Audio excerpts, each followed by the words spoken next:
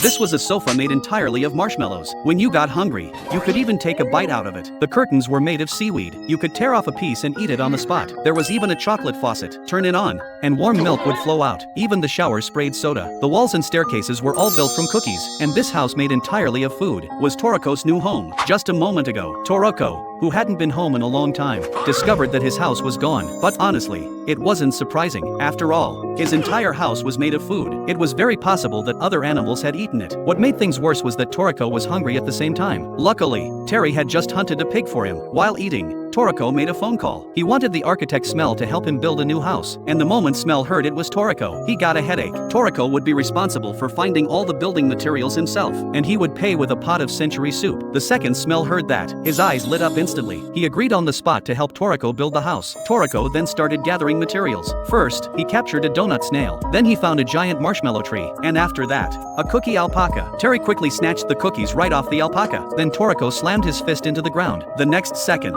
the earth shook. A thick chocolate fountain burst straight into the sky, and it was filled with chocolate chips. When Smell arrived at the meeting point, he was completely stunned. The ingredients Toroko prepared were piled up like a mountain. Before long, Toroko's candy castle was finished. He even invited a group of friends to come see his new home. The moment Toroko walked inside, he was amazed. The entire hall was made of candy. There was even a statue of Toroko inside the house. There was also an ice cream fountain. Everyone looked on with envy. Even Toroko couldn't stop praising it. Smell, however, smiled calmly. This was only a small part of the dessert castle. In the back, there were chocolate faucets that poured out nothing but milk. There were marshmallow blankets and seaweed curtains. The hallway decorations were made of candy coral. Even bathing was done with soda. Soon, Komatsu finished making the century soup, but just as Smell was savoring the moment, Toroko suddenly tore down a wall right in front of him. Everyone completely lost control over the taste of the castle. The house that had just been built didn't even last half a day. Before this group of food lovers ate it down to nothing, Smell completely broke down, but everyone kept praising him. Not only was the house perfectly designed, it was also incredibly delicious. Seeing this, Smell was no longer angry. Bringing happiness to others was the true quality of a top-tier gourmet architect.